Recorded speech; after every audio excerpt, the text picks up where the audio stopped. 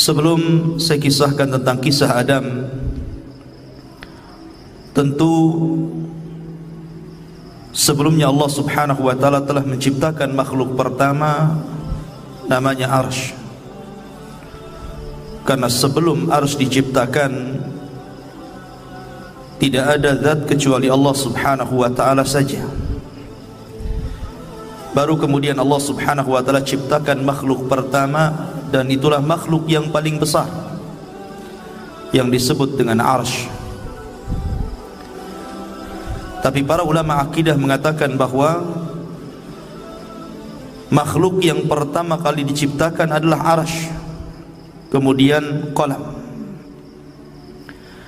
Baru setelah Allah Subhanahu wa taala menciptakan Arsy-nya, kemudian setelah itu menciptakan qalam, dan Allah berfirman kepada qalam, catatlah segala sesuatu yang akan terjadi sampai kiamat dibangkitkan. Maka qalam pun kemudian mencatat seluruh takdir. Tidak ada satupun kecuali berdasarkan takdir Allah Subhanahu wa taala. Kemudian setelah qalam tidak lagi mencatat karena kehabisan tinta dan telah kering, maka catatan itu diletakkan di Lauhil Mahfuz, yang kemudian Allah Subhanahu wa taala memerintahkan para malaikat untuk menjaganya. Dari sinilah kemudian Allah Subhanahu wa taala menciptakan langit dan bumi, dimulai dari hari Ahad dan diakhiri pada hari Jumat. Hanya 6 hari: Ahad, Senin, Selasa, Rabu, Kamis, Jumat. Maka Allah Subhanahu wa taala menyelesaikan penciptaan langit dan bumi dalam tempo yang 6 hari ini, dan selesai penciptaan keduanya di hari Jumat, sebagaimana Allah juga akan menghancurkan di hari Jumat, karena kiamat itu tegak di hari Jumat. Barulah kemudian Allah Subhanahu wa taala menciptakan makhluk-makhluk yang lainnya, gunung, sungai, pohon, dan begitu seterusnya. Maka ketika itulah Allah Subhanahu wa taala menciptakan makhluk pertama namanya malaikat, dan malaikat adalah tentara-tentara Allah. Kemudian setelah Allah menciptakan malaikat, maka Allah ciptakan jin. Jin inilah yang pertama kali menghuni bumi. Akan tetapi karena jin ini memang disifatkan Allah Subhanahu wa taala lebih banyak yang rusak dibandingkan yang baik, maka terjadilah kerusakan di permukaan bumi. Sesama jin ini saling bunuh-membunuh, menumpahkan darah, merusak bumi. Akhirnya kemudian Allah Subhanahu wa taala pilih dari mereka yang paling saleh. Jin yang paling saleh itu namanya Azazil. Maka kemudian Azazil inilah yang kemudian diutus oleh Allah Subhanahu wa taala, kemudian dibekali dengan tentara malaikat untuk memperbaharui jin-jin yang ada di permukaan bumi, sehingga jin-jin yang jahat itu ditangkap, kemudian dilemparkan ke beberapa tempat di permukaan bumi. Sampailah kemudian bumi pun tenang karena dia berhasil menenangkan kaum jin. Dari situlah kemudian Azazil diangkat ke langit dan menjadi raja bagi seluruh kalangan jin, dan dia tinggal bersama para malaikat yang kemudian oleh Allah Subhanahu wa taala diberikan amanah untuk menjadi khazanatul jannah, penjaganya surga. Dari sinilah Allah Subhanahu wa taala memulakan penciptaan yang pertama, kisah Adam alaihi salatu wassalam setelah malaikat dan jin. Dan ingatlah ketika Tuhanmu berfirman kepada para malaikat, aku hendak menjadikan khalifah. Dan Adam bergenerasi sampai generasi kita ini. Maka di bumi mereka berkata, apakah engkau hendak menjadikan orang-orang merusak? Qalu ataj'alu fiha man yufsidu fiha wa yasfikud dima. Ya Rabb, apakah engkau hendak menjadikan ciptaanmu itu orang yang merusak dan menumpahkan darah di sana, maksudnya di bumi? Wa nahnu nusabbihu bihamdika wa nuqaddisu lak, sementara kami, kata malaikat, makhluk yang senantiasa bertasbih, memujimu, membersihkan namamu. Maka Allah mengatakan, qala inni a'lamu ma la ta'lamun, maka Allah berfirman, saya lebih tahu apa yang kalian tidak tahu. Sesungguhnya Allah subhanahu wa ta'ala ketika menciptakan Adam min qabdatin, dari cidukan tanah, di mana Allah subhanahu wa ta'ala ketika menciptakan Adam ini dari beragam macam warna tanah. Ada tanah yang berwarna putih, ada tanah yang berwarna merah, ada tanah yang berwarna hitam, dalam riwayat ada tanah yang berwarna kuning, dan ada yang bercampur di antara warna-warna ini. Dari sinilah kata para ulama, maka perbedaan warna-warna dari keturunan Adam alaihi salatu wassalam karena memang bahan baku Nabi Adam sendiri dari berbagai macam warna. Jadi kalau yang kulit hitam, ya dari tanah hitam. Kalau kulit putih, tanahnya putih. Kalau kulitnya kuning, tanahnya kuning. Artinya bahwa Allah subhanahu wa ta'ala menciptakan dari berbagai macam warna tanah, dan itulah menjadi keturunan Banu Adam. Kemudian di antara tanah yang diambil untuk menciptakan Adam itu ada yang al-khabith, ada jelek tanahnya. Wa tayyib, ada tanah yang baik. Was-sahlu, ada yang mudah diambil. Wal haznu, ada yang susah. Dan ada yang bercampur semuanya. Dari sini pula kemudian di antara turunan Adam ada yang jahat, ada yang baik, ada yang keras kepala, ada yang muda, ada yang lembut, begitu kan?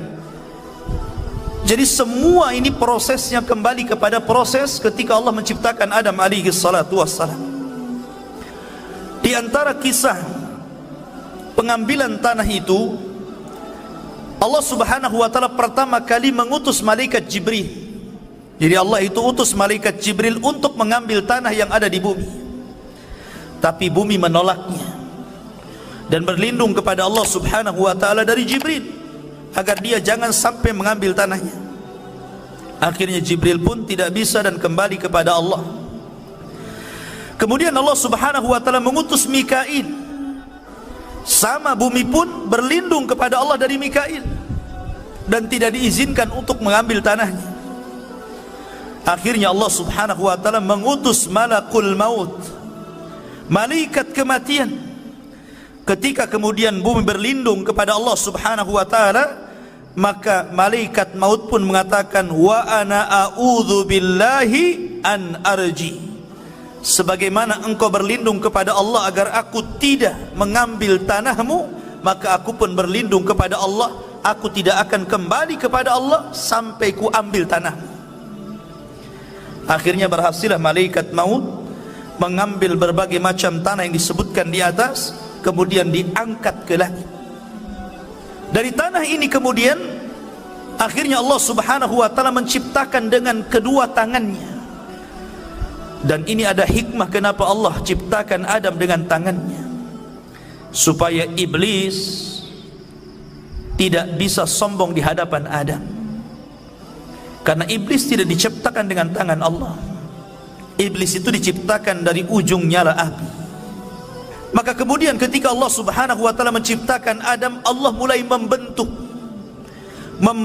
Adam alaihi salatu wassalam dengan sebaik-baik bentuk yang tidak sama dengan makhluk yang lainnya. Sesungguhnya Allah menciptakan manusia itu sebaik-baik bentuk.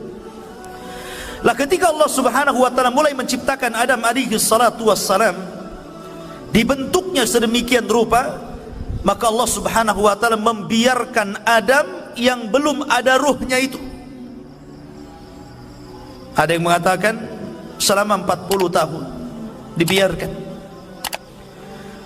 artinya sampai betul-betul mengering. Lah dari sila kemudian ketika malaikat melihat Allah subhanahu wa ta'ala menciptakan makhluk yang gharib bagi mereka, aneh bagi mereka, Disinilah malaikat datang menghadap Allah dan mengatakan, ataj'alu fiha man yufsidu fiha wa yasfikud dima wa nahnu nusabbihu bihamdika wa nuqaddisu lak. Ya Rabb, apakah engkau akan mengulang 2 kali menciptakan makhluk yang akan merusak bumi, menumpahkan darah, sementara kami adalah makhluk yang terus bertasbih memuji kamu? Kenapa malaikat ngomong seperti ini? Karena malaikat punya pengalaman dengan bangsa jin. Sebelum Adam diciptakan, Allah menciptakan jin. Dan jin itulah yang merusak bumi, yang menumpahkan darah sesama mereka, sehingga malaikat kemudian mentertibkan mereka. Karena malaikat punya pengalaman dengan jin, makanya dia kemudian datang menghadap Allah dan bertanya, ya Rabb, apakah engkau akan menciptakan makhluk lagi yang akan merusak dan menumpahkan darah? Makanya Allah subhanahu wa ta'ala mengatakan, inni a'lamu ma la ta'lamun. Lah saya ini yang menciptakan lebih tahu dibandingkan engkau. Barulah kemudian malaikat paham, dari turunan Adam ini ada yang menjadi para nabi dan rasul. Terkadang tingkatan mereka di atas para malaikat. Keluarlah para syuhada, keluarlah orang-orang saleh, keluarlah para siddiqun. Itulah kata-kata saya lebih paham dari apa yang kalian tidak tahu. Sementara iblis beda pula dia. Ketika Allah subhanahu wa ta'ala menciptakan Adam, baru berbentuk patung yang mengeras tadi, belum lagi ada ruh. Iblis ini bolak-balik, kemudian memegang-megang Adam. Kadang masuk dari lubang telinga, keluar dari lubang hidung, masuk dari lubang hidung, keluar daripada lubang dubur. Begitulah dia masuk keluar. Kemudian dia mengatakan di hadapan malaikat, la in sullitu la uhlikanna. Kalau seandainya makhluk ini diserahkan kepadaku, kuhancurkan dia. Sampailah kepada waktu yang ditentukan, waktu yang menegangkan, ketika Allah hendak meniupkan ruh kepada Adam. Maka Allah subhanahu wa ta'ala memerintahkan para malaikatnya agar berkumpul. Bagaimana Allah subhanahu wa ta'ala akan membuat peristiwa baru tentang munculnya makhluk baru yang namanya Adam alaihi salatu wassalam. Mulailah kemudian Allah subhanahu wa ta'ala meniupkan ruh kepada Adam alaihi salatu wassalam. Baru saja ruh itu kemudian sampai di tenggorokan,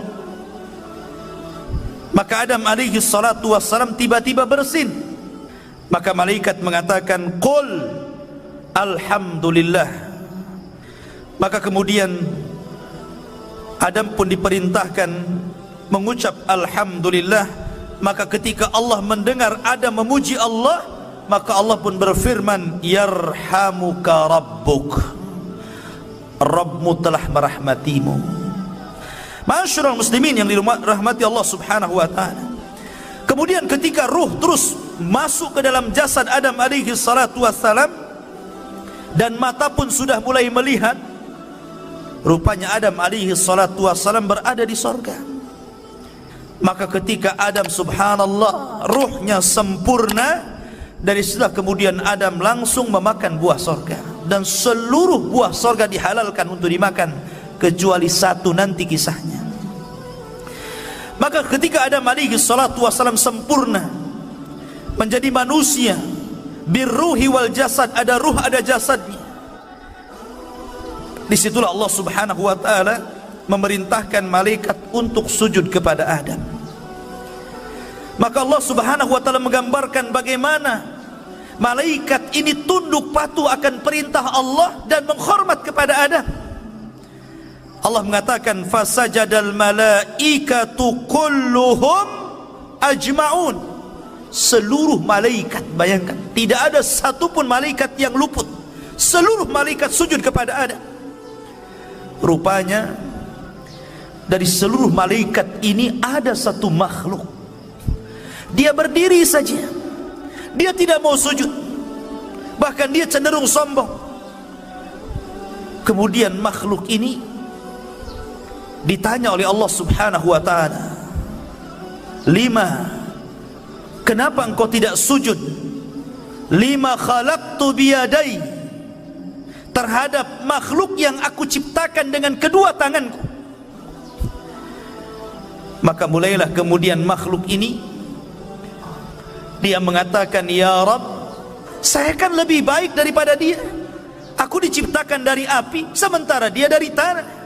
Dari situlah kemudian Allah subhanahu wa ta'ala marah kepada iblis. Subhanallah, inilah maksiat pertama yang ada di langit, yang dilakukan oleh iblis kepada Allah subhanahu wa ta'ala, menolak perintah Allah subhanahu wa ta'ala.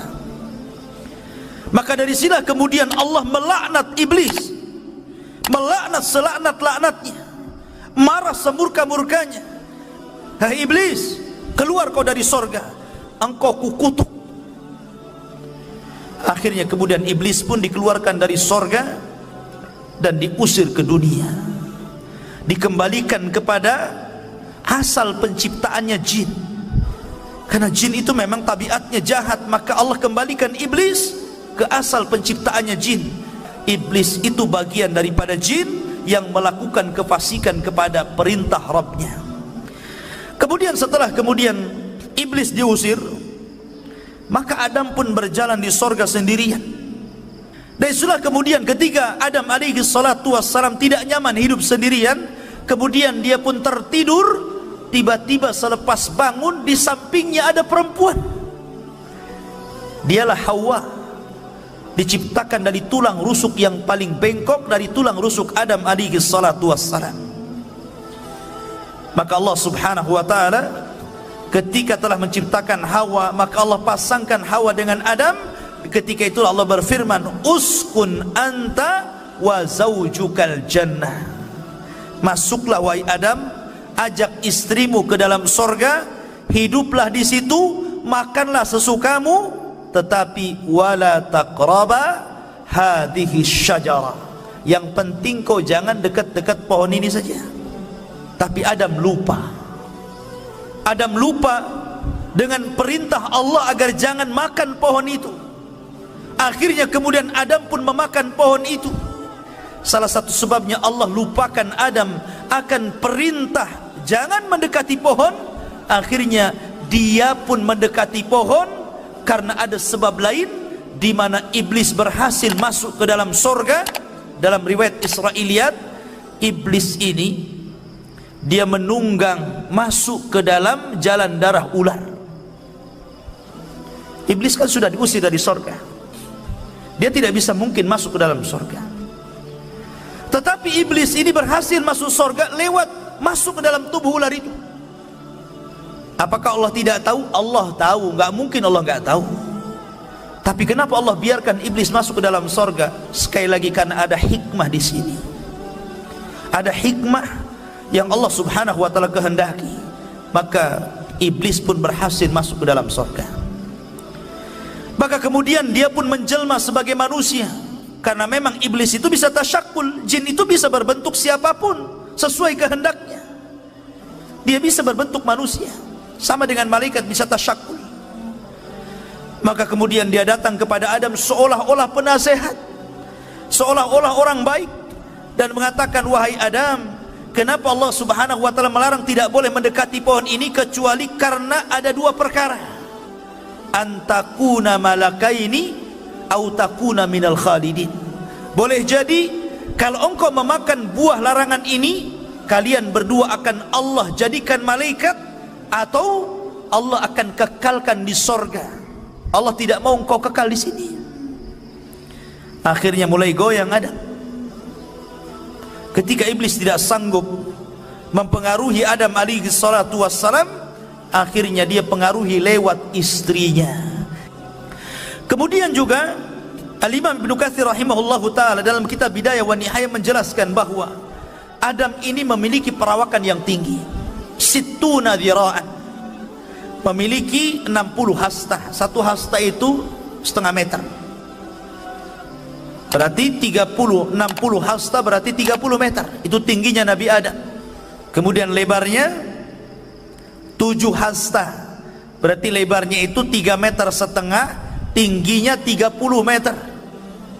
dan memiliki usia yang panjang.